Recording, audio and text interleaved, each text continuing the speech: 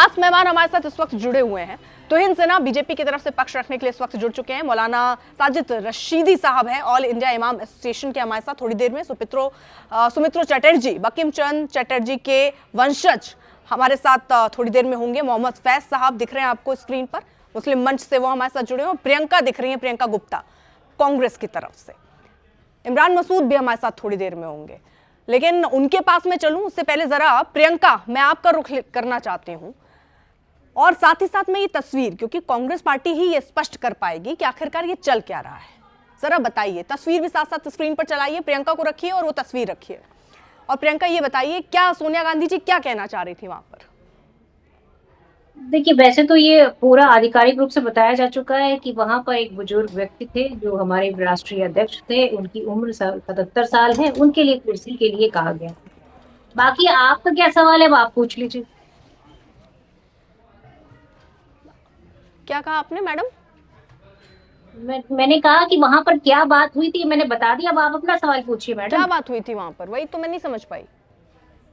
मैंने आपको क्या बताया इतनी देर में, आपने सुना ही नहीं? मतलब आप कान क्या घर पे रख के आती हैं हाँ, क्या? मैंने घर पे रख दिया, अलमारी में लॉक करके मैडम। ताले और चाबी गुम हो गई है मैडम, मिल नहीं रही है। तो जरा फिर से बता दीजिए, मैं जरा खोल कर फिर से सुन लेती हूँ। नहीं, मैं बार बार बोलती रहूंगी, मतलब एक चीज कितनी बार बोलने पे अगर आपको ज्यादा भुगतान देना पड़ता है तो बता दीजिए मुझे।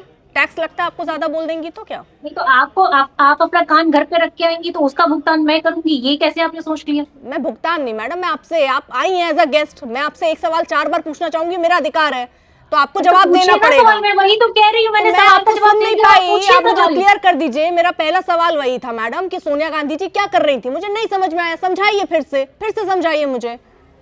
देखिए सुनिए, सोनिया गांधी जी वहां पर जो हमारे राष्ट्रीय अध्यक्ष हैं, जिनकी उम्र 77 साल है, एक बुजुर्ग व्यक्ति हैं, उनके लिए कुर्सी लाने का इंतजाम करने का वहां पर कह रही थी। बस अच्छा, इतनी सी बात मैंने कही, आपको वो दोबारा सुनना था। अब आप कहिए तो 3 बार मैं सुना देती हूँ, कहिए तो 4 बार मैं सुना दूँ। अब आप क्लियर हो गया ना मैडम, यही तो कह रही हूँ, क्लियर करने को तो बोल रही हूँ, और क्या बोल रही हूँ। जरा तस्वीर एक सेकेंड जरा बैक टू बैक आपके अगर सामने टीवी स्क्रीन हो तो देखिएगा और मुझे बताइएगा सोनिया गांधी जी क्या कह रही हैं वहां पर, है ना। सोनिया गांधी जी ऐसे ऐसे इशारा कर रही हैं, इसका मतलब क्या है? उनके सामने, एक सेकेंड मैडम, पूरा सवाल है ना, पूरा सवाल सुनिए। अब आप अपने साथ तो अपना कान लाई है ना, दोनों कान लाई होंगी, तो जरा पूरा सवाल सुनिए। वो ऐसे ऐसे क्या कर रही है मुझे बताइए। अरे सुनिए मैडम, ये ऐसे ऐसे क्या कर रही है ये बताइएगा मुझे, इसका मतलब क्या होता है? ठीक है, दूसरी चीज, उनके सामने खड़े हुए थे, उसके साथ, अरे सवाल सुनिए मैडम, उनके सामने सुने हुए थे जो खड़े हुए शख्स थे, राहुल गांधी के पीआर, राहुल गांधी के असिस्टेंट, वो क्या कर रहे हैं? वो ऐसे ऐसे कर रहे हैं। तीन विजुअल्स रखिए फटाफट, पीसीआर सामने रखिए, विजुअल्स भी चलाते रहिए मैडम को शायद और क्लियर हो। वो ऐसे ऐसे कर रहे हैं, ऐसे ऐसे। इसका क्या अर्थ है मैडम? अच्छा, ये बताइए, ये जो प्रधानमंत्री जी अपना पॉकेट स्क्वायर लगा के आए थे, उसका क्या मतलब था, ये बता दीजिए। अच्छा, वो किसका झंडा था? वो देश का झंडा था, इटली का झंडा था, या आयरलैंड का झंडा था? वो किसका झंडा था, ये बता दीजिए मैडम। ये बता दीजिए कि जो नहीं, ये बता दीजिए, आपको तिरंगा पता है कैसे बनता है मैडम? तिरंगा के बारे में पता है कि आपको तिरंगा क्या समझ में आता है? जहां पर हाथ लगाओ वही तिरंगा है। तिरंगा का मतलब क्या होता है? तिरंगा का मतलब क्या होता है मैडम? मैं, हालांकि वो टॉपिक नहीं है, लेकिन आप जबरदस्ती उसमें जा रही हैं, इसलिए मैं क्लियर कर रही हूँ मैडम। मैम, 3 कलर अगर एक साथ है तो वो तिरंगा नहीं हो जाता, उसमें चक्र होना जरूरी है, और उसको बहुत तरीके से दिखा दिया गया। अगर वर्टिकल रखेंगे, हॉरिजॉन्टल रखेंगे तो बदलता है। मत जाइए मैडम उसमें, मैं कांग्रेस को लेकर सवाल पूछ रही हूँ, कांग्रेस को लेकर सवाल पूछ रही हूँ। इसका मतलब और इसका मतलब समझा दीजिए मुझे। मैं सवाल ये पूछ रही हूँ कि आपको आप पता सवाल है पूछने आई है क्या? आप सवाल पूछने आई है, मुझे बता दीजिए। नहीं, फ्लैग कोड 2002 क्या है, आपको पता है? प्रियंका, आप मुझसे सवाल पूछने आई है? नहीं, मुझे बता दीजिए तो मैं उस तरह से सवाल। मैडम, मुझसे सवाल नहीं पूछने आई है ना आप? तिरंगा लगा रखा था। अरे भाई, सवाल आपने पूछ लिया, जवाब मैंने दे दिया, आप डिस्कशन में नहीं करना चाह रहे हैं क्या? नहीं, समझ नहीं आया ना प्रियंका, मैं पूछ रही हूँ इसका मतलब और इसका मतलब क्या है। नहीं, आपको फ्लैग कोड पता है 2002 क्या है? पता है आपको क्या है? क्या है? अगर नहीं पता तो पढ़िए उसको, क्या फ्लैग कोड 2002 क्या है। उसके आधार पर अगर प्रधानमंत्री जी अपने पॉकेट में झंडे का लगाते हैं तो वो पूरी तरीके से गलत था, और इसके लिए उनको पूरे देश से माफी मांगनी चाहिए, मैं तो ये कहती हूँ। और दूसरा, फडणवीस जी, भाई सनम का मतलब पता होता है पर वतन का मतलब नहीं पता होता उनको। अरे भाई, वो भी तो वतन बोल सकते थे। आपकी वाकई आप कह रही है मैं कान घर पे रख के आई हूँ, आपके कान में दिक्कत है। मैं प्रधानमंत्री नहीं बोल रही हूँ, मैं सोनिया गांधी बोल रही हूँ। आप सुन नहीं पा रही हैं। मैं प्रधानमंत्री पर सवाल नहीं पूछ रही हूँ ना प्रियंका, मत देखिए, मत कीजिए मैडम, मुझे क्लियरली बताइए, मैं थोड़ा देश भी स्पष्ट रूप से समझ जाए ना मैडम, इसका मतलब और इसका मतलब क्या है। मतलब पूरी डिबेट में एक ही चीज रिपीट करती रहूं रिपीट आप रिपीट कर रही हैं, आप बार बार मैं जो सवाल पूछ रही हूँ वही जवाब दे रही प्रियंका। मैडम, आपके दर्शकों के कान घर पर नहीं है, उन्हें समझ में आ गया। बाकी कोई सवाल है तो दैट्स माय पॉइंट, नहीं तो दर्शकों के कान साथ में है, इसीलिए जरा कांग्रेस पार्टी उनको बता दे कि इसका मतलब और इसका मतलब क्या है। जल्दी बताइए मैडम। आप बोलिए या तो मुझे बोल लेने दीजिए। आप बोलती नहीं, एक सवाल में जवाब दे चुकी हूँ कितनी बार उसका मुझे जवाब नहीं, फिर से मैडम इसका मतलब और इसका मतलब क्या है ये बताइए। कि सनम होता है कि वतन होता है, ये बता। ए वतन मेरे लिए होता है कि ए सनम मेरे लिए होता है? अरे प्रियंका, अरे बताइए ना मैडम। मैं क्यों बताऊं आपके सवाल का जवाब, आप मेरे सवाल का जवाब दे रही हैं। आपको पता ही नहीं क्या होता है। नहीं, मैं बेवकूफ हूँ, मुझे नहीं पता। नहीं, सब कांग्रेस पार्टी को पता है, सब कांग्रेस पार्टी को पता है। मुझे आप ये बताइए इसका मतलब और इसका मतलब क्या है मैडम, इसका मतलब और इसका मतलब क्या है। और अगर वो वतन की जगह सनम बोलते हैं तो शर्म की बात है, आपको पता होना चाहिए और इसका सवाल आपको पूछना चाहिए भारतीय जनता पार्टी कांग्रेस पार्टी की बड़ी दिक्कत है, कुछ भी सवाल पूछो रट के आते हैं, वही रट्टा मार यहाँ पर शुरू हो जाते हैं। चलिए मैडम, मैं जरा आगे, क्योंकि ये थोड़ा मुश्किल होगा आपके लिए जवाब देना। मैं आपसे ही जानना चाह रही हूँ, आपके जयराम रमेश साहब ये बोल रहे हैं कि खरगे की कुर्सी के लिए टोका गया, ठीक है, आप भी वही बात कह रही हैं, लेकिन आप ही के नेता पवन खेड़ा तो आप ही के नेता है ना, वो कह रहे कांग्रेस के कार्यकाल में वही हिस्सा गाना चाहिए जो अक्टूबर 1937 की CWC में तय किया गया था। बिल्कुल सही कह रहे हैं, कांग्रेस के कार्यकाल में ये सिर्फ कांग्रेस के आज के नेताओं ने नहीं, तब की CWC में कौन हुआ करते थे मैं आपको बता दूं, रविंद्रनाथ टैगोर जी की सलाह पर ये दो जो अंतरे हैं वो गाए जाते थे। और 80 साल तक, मैडम आप भी स्कूल में पढ़ी है, मैं भी स्कूल में पढ़ी हूँ, और यहाँ जितने लोग हैं सब स्कूल में पढ़ के आए और 2 ही अंतरे गा के पूरा 80 साल काट के आए। और आज वो जो है, आज उसको आप लोग चैलेंज करने की कोशिश मत करिए, समझ में आया? प्रियंका सुनिए, प्रियंका आराम से, प्रियंका सुनिए आराम से, कोई चैलेंज नहीं कर रहा मैडम, कानून समझती हैं आप, कानून समझती हैं मैम, कानून समझती हैं। प्रधान का अपमान किया, प्रियंका गाने की जगह वो क्या गाते थे, वो क्या प्रियंका, आपको पता है? प्रियंका आवाज कम कीजिए प्रियंका की, मैं फालतू, आप प्रियंका जो मैं पूछ रही हूँ आप बार बार घुमा रही हैं। मैं आपसे पहले मैंने आपसे ये और ये पूछा, आप नहीं जवाब दे पाई। मैं अब आपसे दूसरा पूछ रही हूँ, पवन खेड़ा साहब कह रहे हैं ये गाना चाहिए, आप कह रहे हैं हम वही गाएंगे। आप कहिए ना फिर डंके की चोट पर वही गाएंगे। ये कानून बन गया है, यानी कांग्रेस पार्टी उन्हीं कानूनों को मानेगी जो कांग्रेस पार्टी बनाएगी, उन कानूनों को नहीं मानेगी जो NDA बनाएगी। मैडम तो ये रविंद्रनाथ टैगोर जी बनाएंगे तो हम नहीं उसको मानेंगे, सुभाष चंद्र बोस जी कहेंगे हम उसको नहीं मानेंगे, गांधी जी उसको कहेंगे हम उसको नहीं मानेंगे। बन गया ना मैडम, मानेंगे कि नहीं मानेंगे? कानून बन गया ना मैडम, जिन लोगों ने योगदान दिया कानून बन गया मैडम, आपको पता है ना मैम, कानून बनने के बाद अब उसके लिए जो, मैम सुनिए, आप सवाल पे सवाल पूछिए। ठीक है, छोड़ दीजिए प्रियंका से, मेरा समय बर्बाद नहीं करना। देखिए मेरा और मेरे जो व्यूअर्स है ना उनका समय बहुत महत्वपूर्ण है मैडम। आपको ये जो जलेबी लेकर आई है ना, आप इसी को चखिए बैठकर थोड़ी देर। मैं जरा आगे बढ़ती हूँ क्योंकि मैडम आपके साथ दिक्कत ये है, आप रट के आती हैं, वही गोल गोल घूम रही हैं, चाहे मैं कुछ भी पूछूं आपको वही जवाब देना है, और कानून का आपको पालन नहीं करना। ये तस्वीरें सामने सब लोग देख रहे हैं, ये क्या हुआ कांग्रेस दफ्तर में सब देख रहे हैं। और जरा एक बार प्रियंका को एक बार सुन, मैडम चुप होंगी तो सुन पाएंगी। राहुल गांधी का वो बयान, वो राहुल गांधी की जो बातचीत चल रही है, जो बीजेपी ने ट्वीट किया है, जरा वो चला दीजिए एक बार, आवाज के साथ चलाइएगा, शायद कान है उनके पास तो सुन लेंगे। चलाइए जरा यहाँ पर।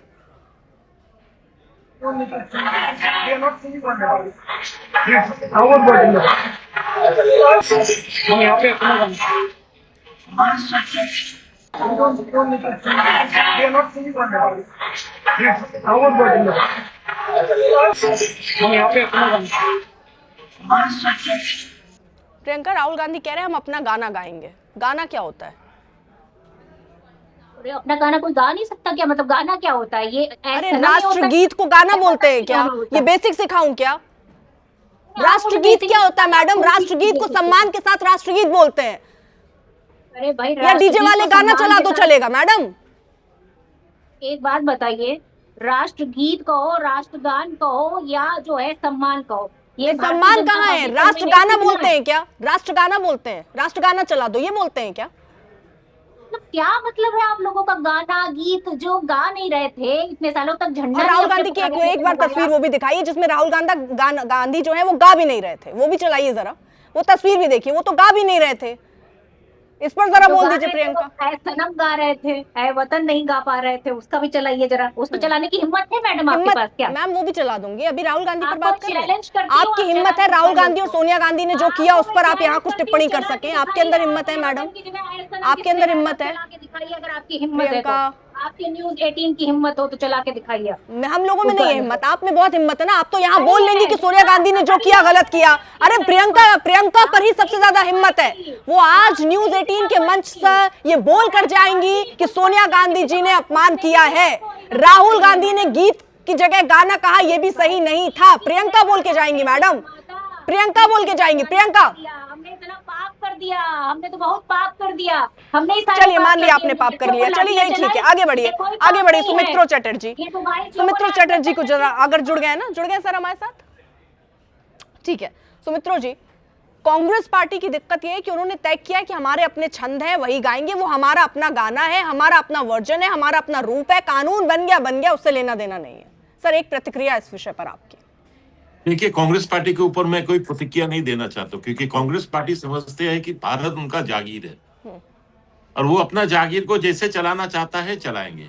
जो कानून बन गया, अगर वो कानून को भी नहीं मानते हैं तो हम क्या बता सकते हैं कि क्या बात कर सकते हैं कांग्रेस पार्टी के ऊपर। वो जागीर राज चलाएंगे। वो लोग सोचते हैं कि वो लोग इंडिया का राजा है, वो फैमिली जो चाहेगा वो करेगा, कोई कुछ नहीं बोल सकता है। तो मुझे इस बात में कांग्रेस पार्टी के ऊपर टिप्पणी करना, तो मैं यही I should say that it is below my dignity to make any comments on this. आपने कुछ डिमांड भी की है सर? हाँ, मैंने एक चिट्ठी लिखी है। क्या है? मैंने एक चिट्ठी लिखा है अबाउट द हिस्ट्री, जो हिस्ट्री है वंदे मातरम का, इसका हिस्ट्री लिखी। मैंने डायरेक्टली सोनिया जी को एक चिट्ठी लिखा हूं। क्या है सर उस सार क्या है चिट्ठी में, क्या कहा है आपने? मैं चिट्ठी में सिर्फ यही कहा हूं कि वंदे मातरम का इंपॉर्टेंस क्या है, इसका हिस्टोरिकल बैकग्राउंड क्या है। सुमित्रा जी का, हाँ सुमित्रा जी का फ्रेम भी सही कीजिए। हाँ सर, इट्स ऑलराइट। हाँ सर, आप दिख नहीं रहे थे ना, थोड़ा सा और सर, वो यहाँ से सही हो जाएगा सर, अपनी बात रखिए आप। हाँ, तो सुनाई दे रहे हैं? जी जी बोलिए। माय पॉइंट इज दैट मैंने एक चिट्ठी लिखा है जहाँ पे मैंने वंदे मातरम का जो इतिहास है, जो हिस्ट्री है, वो मैंने उनको बताए हैं और बोले हैं कि वंदे मातरम को आप जो इंसल्ट किए हैं, आपको तो माफी मांगना चाहिए भारतवासी से। मतलब मगर वो आपने लोग माफी की सोचते हैं डिमांड। कि ठीक है सर, हाँ जी, वो लोग ठीक है। सोचते हैं कि वो लोग भारत के ऊपर है। ठीक है, तुहिन सिन्हा जी, एक रिएक्शन आपका। नमस्ते अर्पिता जी, सबको नमस्ते। देखिए, राष्ट्रगीत और राष्ट्रीय ध्वज का अपमान आज कांग्रेस पार्टी की पहचान बन चुका है। अब ये लोग बहुत सारे बहाने कर रहे हैं कि खारगे जी की तबीयत ठीक नहीं है। इतने बहाने किए कि अब मुझे वाकई चिंता हो रही है। देखिए, नड्डा जी भी बीमार हैं, माननीय जगत प्रकाश नड्डा जी भी बीमार हैं, लेकिन हमने तो सार्वजनिक किया। अगर खारगे जी बीमार हैं तो हमें जानकारी क्यों नहीं? लेकिन मुझे नहीं लगता वो बीमार थे। वो नहीं, तुहिन देखिए, तुहिन अगर वो बीमार होते, देखिए अब प्रियंका उसका जवाब नहीं दे रही हैं, लेकिन सवाल फिर ये है कि अगर आप कुर्सी मांग रहे थे तो सामने खड़ा हुआ शख्स ऐसे कैसे कर रहा था? वो फिर ये ऐसे स्टॉप करने की, ऐसे करने की क्या कोशिश कर रही थी? सवाल है ना, इसमें तो कांग्रेस को ही अपना स्पष्टीकरण देना पड़ेगा। और सवाल तो ये भी है सर कि 3 मिनट 10 सेकंड का ये वंदे मातरम, जिसमें उसके बाद अगर आप कुर्सी भी मांग रहे थे तो कुर्सी उसके बाद भी कार्यक्रम के नहीं आई। खरगे साहब तो तुरंत पोडियम पर चले गए, फिर कुर्सी तो आई नहीं ना, अगर कुर्सी डिमांड हो रही थी। और मतलब या तो ये मैं मानूं कि कांग्रेस दफ्तर में सोनिया गांधी और खरगे साहब कुर्सी मांग रहे हैं और वहां कार्यकर्ताओं की इतनी हिम्मत है, कुर्सी दे ही नहीं पा रहे हैं। अर्पिता जी, मैं वही कह रहा हूं कि अगर वो अस्वस्थ है तो मैं प्रार्थना करूंगा, रात दिन प्रार्थना करूंगा उनके स्वास्थ्य के लिए। मैं उनकी तरह नहीं कहूंगा कि जब तक मोदी जी प्रधानमंत्री रहेंगे मैं जीऊंगा। उन्होंने ही कहा था, हम ऐसा नहीं कहते, हम उनकी प्रार्थना करें। लेकिन दूसरी बात यह है कि आपने कभी सुना है कि जो व्यक्ति मतलब पूरी तरह स्वस्थ है, वंदे मातरम की शुरुआत में 2 स्टैंजा बाद मुझे नहीं लग रहा है कहीं वो अस्वस्थ नहीं दिख रहे थे। अगर सोनिया गांधी जी को ऐसा लग रहा था तो सोनिया एक औपचारिक बयान आ सकता है कांग्रेस पार्टी का, लेकिन इमरान मसूद का बयान सारे जो इनके बहाने हैं उनको चकनाचूर करता है। इमरान मसूद बहुत स्पष्ट रूप से कह रहे हैं कि वो कभी नहीं गाएंगे वंदे मातरम, और यही मानसिकता कांग्रेस पार्टी में भी। और मैं ऐसा भी बता रहा हूं, ये वयनाड सिंड्रोम है। बयानात में इन्होंने IUML के आगे घुटने टेक दिए हैं। जो बयानात की मजबूरियां हैं उसी के कारण जो है ये दिल्ली में भी अक्सर विवश दिखते हैं। और ये पहली बार नहीं था, राहुल गांधी इससे पहले भी पिछले एक साल में 2 बार मैं राहुल गांधी को देख चुका हूं, वंदे मातरम बज रहा है और वो अपना बातचीत करते जा रहे हैं। बात यहाँ खत्म नहीं होती। जमीर अहमद जो इनके मंत्री है कर्नाटक में, औपचारिक खत लिखते हैं DK शिव कुमार को कि मुझे फ्लैग होस्टिंग की जिम्मेदारी से मुक्ति दी जाए। राहुल गांधी और 10 सेकेंड और राहुल गांधी और खारगे जी। हाँ। अच्छा, एक बार उसमें भी क्लियर कर लीजिए, जो प्रियंका सवाल उठा रही है कि अपमान तो आप लोग भी कर रहे हैं। हम कहाँ कर रहे हैं अपमान? हमने तो वो 2 स्टैंडर्ड्स बहाल किए उसमें। नहीं, वो प्रधानमंत्री को लेकर कह रही थी ना, वो कुछ गलत बोल दिया, किसका जिक्र कर रही थी प्रियंका, और उसमें वो तिरंगे का अपमान भी बता रही है पॉकेट स्क्वायर पर। मैं थोड़ा सा कनेक्शन का इशू था, मैं थोड़ा लेट जुड़ा हूं। अगर कोई विशेष उनको लगता है, ये तो देखिए प्रधानमंत्री ने तो बहाल किया है जो 1937 में कुछ कट्टरपंथियों के दबाव में आकर इन्होंने वो 2 स्टैंडर्ड्स हटा दिया था। आज दूसरी बात है कि वही कट्टरपंथी जो है इनके कोर वोट बैंक है, जिनके डर और जिनके दहशत में ये वंदे मातरम भी गर्व से नहीं गा पाते। राहुल गांधी और खारगे जी ठीक है, एक बार प्रियंका के पास चलूंगी तो उनका सवाल वापस तो ही ना आपसे ले लूंगी। मैं आती हूँ आप, क्योंकि कनेक्शन आपका मिला नहीं, आप सुन नहीं पाए। मैं जरा आगे बढ़ती हूँ। मैं जरा मौलाना साजिद रशीदी साहब, आपका स्टैंड जानना चाहती हूँ वंदे मातरम को लेकर। अब तो कानून बन गया है सर, अब तो गाएंगे, गाते हैं ना, अब गाया आपने 15 अगस्त को। देखिए, असल में क्या है कि आपने जो सोनिया जी और खड़गे जी जो जिस तरह से असहज थे वहाँ पर, आपने कांग्रेस प्रवक्ता को भी इतना ही असहज कर दिया। आपने इस तरह के सवाल पूछ लिए। भाई देखिए, राजनीति करने का अधिकार सबको है और अपने वोट बैंक को साधने का अधिकार सबको है। अगर कांग्रेस ने इस तरह का काम करके अपने वोट बैंक को साध लिया तो साधने दो, उनको क्या फ़र्क पड़ता है। रही बात ये कि अगर ये अपमान है तो इस पर कार्रवाई करने के मूड में तो भारतीय जनता पार्टी भी नहीं है। कैसा गा रहे हो? मैं तो 2 दिन से इस बात को गा रहा हूँ। मैं तो 2 दिन से गा रहा हूँ इस बात को कि भाई अगर ये अपमान है तो कार्रवाई तो करो। कार्रवाई के नाम पे भारतीय जनता पार्टी का कोई प्रवक्ता नहीं बोलता, कोई नेता नहीं बोलता, सिर्फ ये बोलते हैं कि अपमान हो गया। भाई अपमान का मतलब ये है कि जब आप बिल ले आए तो बिल के आने के बाद में अपमान पर उनको सजा मिलनी चाहिए, कानूनी कार्रवाई होनी चाहिए। वो होनी, उस पर बात ही नहीं हो रही है। बस सिर्फ इस पर हो रही है कि ये क्यों किया, कैसे हो गया, ये हो गया, वो हो गया, इस पर बातें चल रही हैं। मेरा मानना ये है कि उन्होंने, देखिए कांग्रेस का 1937 का जो रेजोल्यूशन है उस बात को आप समझिएगा। जो गीतकार थे जिन्होंने ये गीत लिखा था, उनकी सहमति के साथ में ये 6 छंद हटाए गए थे। आज भी उनका लेटर मौजूद है, वंशज बैठे हुए हैं, शायद इनके पास भी वो लेटर हो। ठीक है, 6 छंद हटाए गए थे। हाँ। और ये 6 छंद हटाए हुए चल ही रहे थे कि भारतीय जनता पार्टी ने 6 छंद को जोड़ दिया। तो कहीं ना कहीं कांग्रेस अपने रेजोल्यूशन को लेकर असहज है। कांग्रेस अपने वोटर्स के साथ ये बात पहुंचाना चाहती है कि नहीं, जो हमारा पूरा वंदे मातरम गाने के लिए नहीं, गाने, देखिए गाने का तो उस बिल में भी जिक्र नहीं है। गाने का अगर आप सवाल कर रही हैं तो गलत कर रही हैं। गाने का तो उस बिल में भी जिक्र नहीं है। उसमें अपमान की बात है कि इस गाने का सम्मान करना है, और सम्मान का मतलब यह है जब वो गाया जाए तो आदमी खड़ा रहे। रही बात इसकी, तो आप 1986 का और 2016 ये सुन के मुझे अच्छा लगा। मतलब उसमें जिन पैरा को लेकर, जिन छंद को लेकर प्रॉब्लम थी मुस्लिम लीग को उस समय, उससे आपको कोई दिक्कत नहीं थे ना सर। उस समय भी जो हुआ वो गलत हुआ। उसी समय पूरे के पूरे वो 6 छंद लेकर ही चलना चाहिए। वो 6 छंद जो हटा दिया गया वो भी गलत था उस टाइम पे ना सर।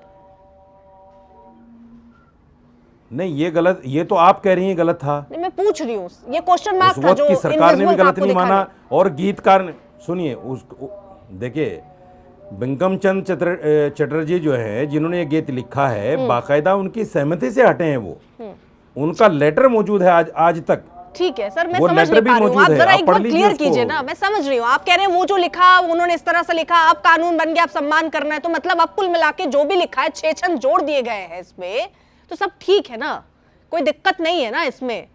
अब किसी की भावना आहत नहीं हो रही है ना, मुसलमानों को कोई इससे दिक्कत नहीं है ना।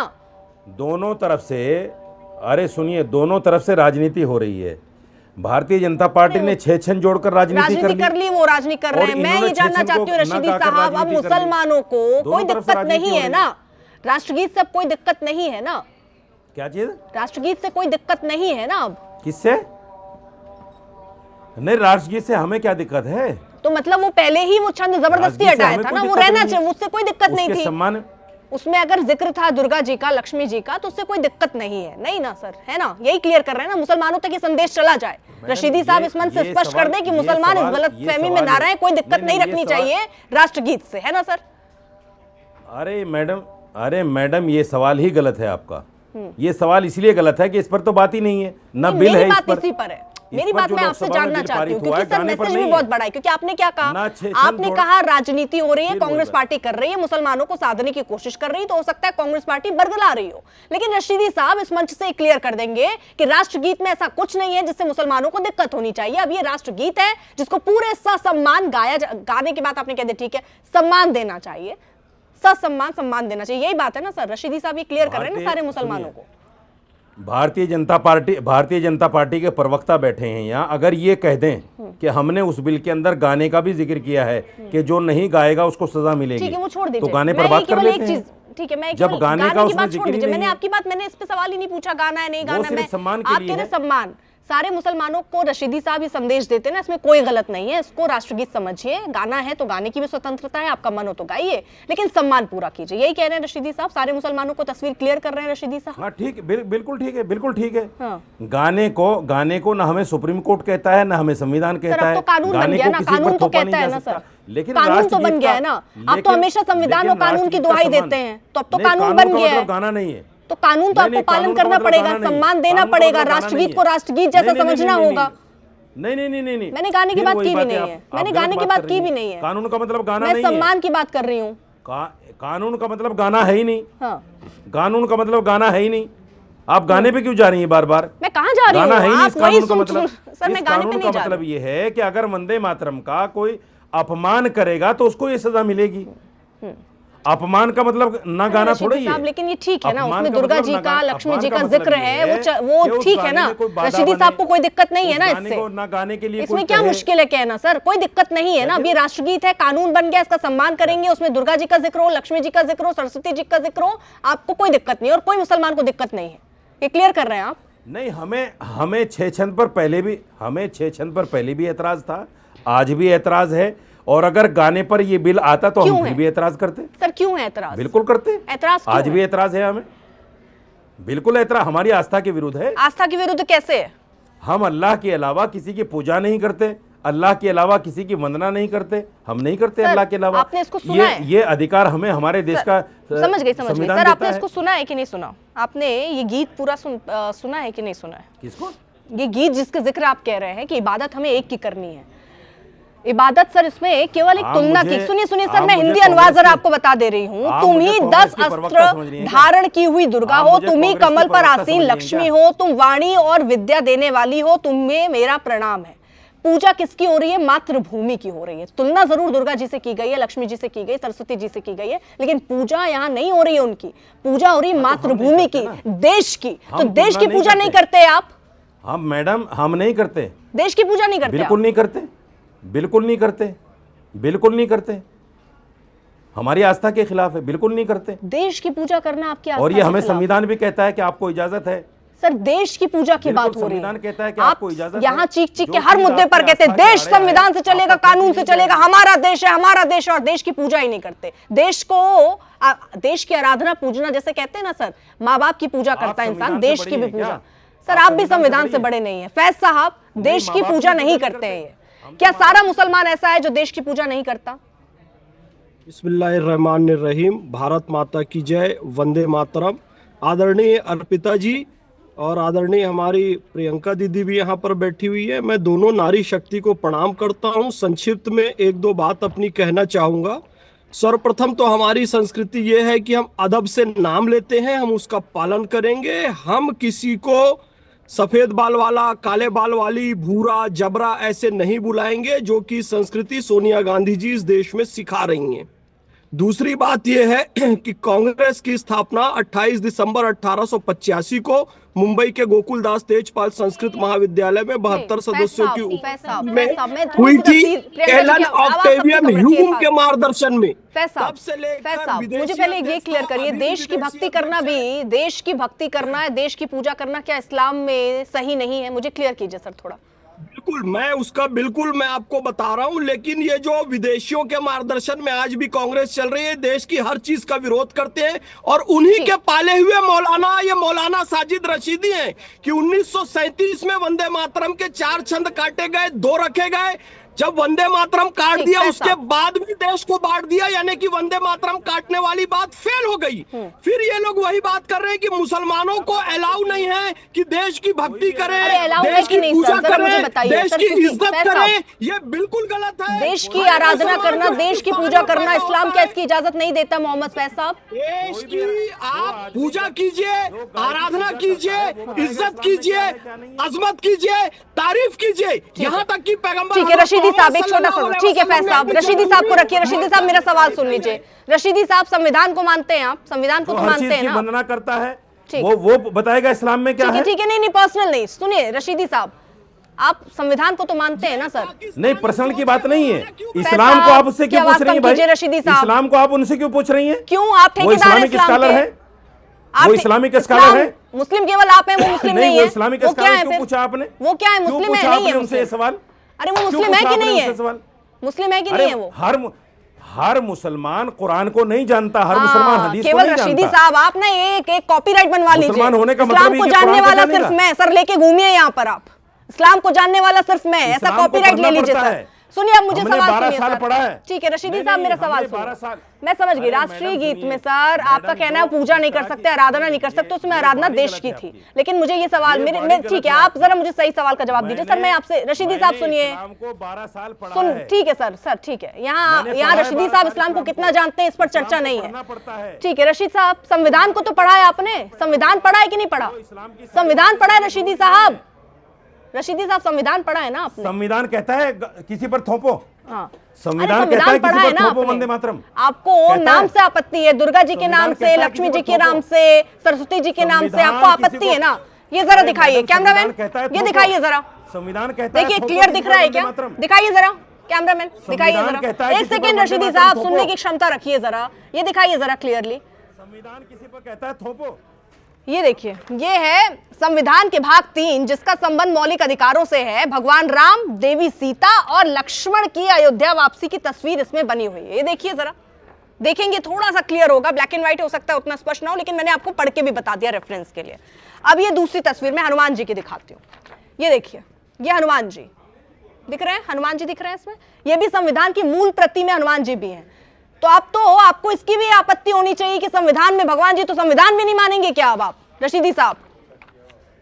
राष्ट्रगीत से आपने कह दिया क्या? अगर राम जी की तस्वीर आ गई, राम जी की तस्वीर आ गई तो हिंदू राष्ट्र बन गया क्या? हिंदू राष्ट्र नहीं है आपको, तो भगवान के नाम से प्रॉब्लम है ना। अगर राम तो जी संविधान में भी है, मूल प्रति में है, तो आपको उससे भी दिक्कत है क्या? मुझे क्या बताना चाहते हैं आप?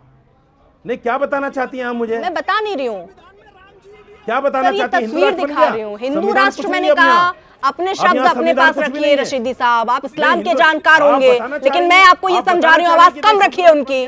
आप संविधान के जानकार नहीं है, सिर्फ ये आपका नाटक है कि हम संविधान को जानते हैं, अपने हिसाब से आप जानते हैं। राष्ट्रगीत में आपको दिक्कत दुर्गा जी के और सरस्वती जी के नाम से है, जब संविधान में ये सारे जिक्र हैं, राम जी का जिक्र है, हनुमान जी का जिक्र है, तस्वीरें हैं, तो आप संविधान भी नहीं मानेंगे क्या? अगर नाम से ही दिक्कत है, ये मेरा बड़ा सवाल है। इमरान मसूद साहब इस वक्त जुड़ चुके हैं, कांग्रेस सांसद, रखिए जल्दी से। इमरान मसूद साहब हमारे साथ इस वक्त जुड़ चुके हैं। इमरान जी, सबसे पहले स्वागत है आपका, और मैं जानना चाहती हूँ वंदे मातरम राष्ट्रगीत से क्या तकलीफ है?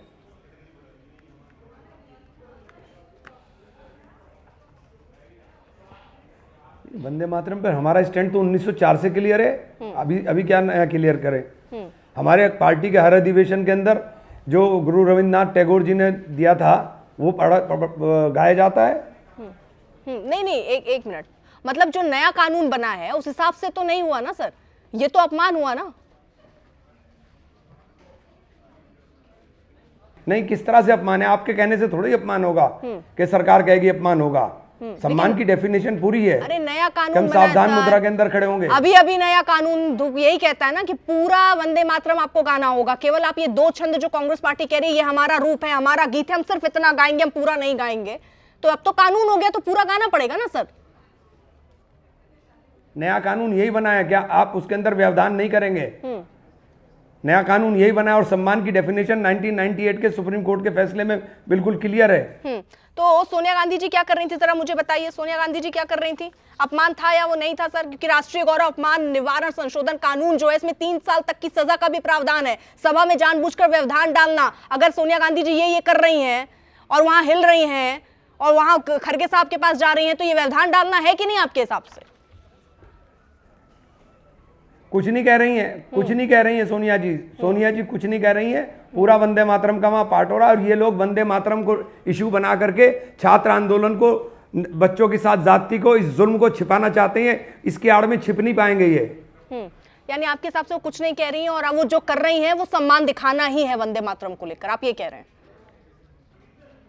खड़ा हो जाऊंगा सावधान की मुद्रा में। सम्मान क्या होता है? सम्मान यही तो होता है। लेकिन सर सम्मान, हाँ तो मैं कह तो रहा हूं आपसे, सम्मान करूंगा ना। जब आपके लिए देश और धर्म अलग अलग नहीं है तो पूरा गाने में सम्मान में खड़े रहने में क्या दिक्कत है? पूरे गाने में केवल 2 छंद की बात नहीं है, पूरे गाने की बात हो रही है ना। आप कह रहे हैं 2 गाने में खड़े होंगे, मैं कह रही हूँ पूरे में क्यों नहीं कर सकता? आप मुझे भी मजबूर नहीं कर सकती कि मैं किस तरह इबादत करूं। सम्मान कहा, तो यही कह रहा हूं मैं मुझे आप संविधान ने अधिकार दिया है कि मैं अपने धर्म का, संविधान ने अधिकार दिया है, इसी संविधान में कानून है सर, कानून बन चुका है सर। कानून इस चीज का बना है कि आपको पूरा गाना होगा, पूरे में आपको सम्मान खड़ा होना चाहिए। ये थोड़ी है अपनी सुविधा के हिसाब से अभी से हम करते रहेंगे 2 छंद में हम चुपचाप सीधे खड़े, उसके बाद हम कहेंगे बंद करने का इशारा करेंगे। जो भी कर रही थी वो, या हिल रही हैं, या जो उसको तो व्यवधान डालना, सामने खड़ा हुआ शख्स ऐसे ऐसे कर रहा है 3 मिनट, वो 3 मिनट का इशारा है ना, या 3 कुर्सी मांग रही थी। भाई सवाल तो कहीं है ना सर।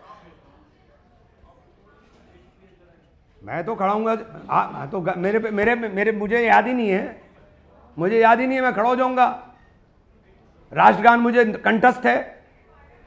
सर आप क्या बात कर रहे हैं? आपको याद नहीं है, मैं खड़ा हो जाऊंगा। मैं आपसे सोनिया गांधी पर सवाल पूछ रही हूँ, आप पता नहीं क्या जवाब दे रहे हैं। वहां 3 मिनट का ऐसा इशारा किया जा रहा है, 3 कुर्सी मांग रहे थे। क्या है कांग्रेस पार्टी, कैसे डिफेंड करेगी अपने आप को सर?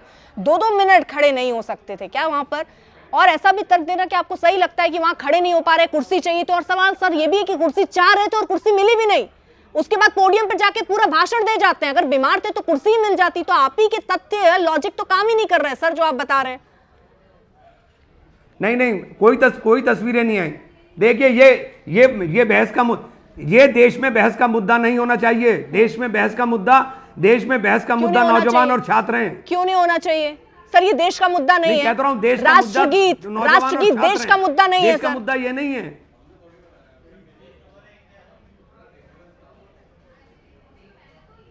हमारे लिए नहीं है, आपके क्या लिए नहीं है? होगा। आपके लिए देखिए, आपके लिए क्या नहीं? राष्ट्रीय गीत जो है वो देश का मुद्दा नहीं है आपके लिए इमरान मसूद साहब।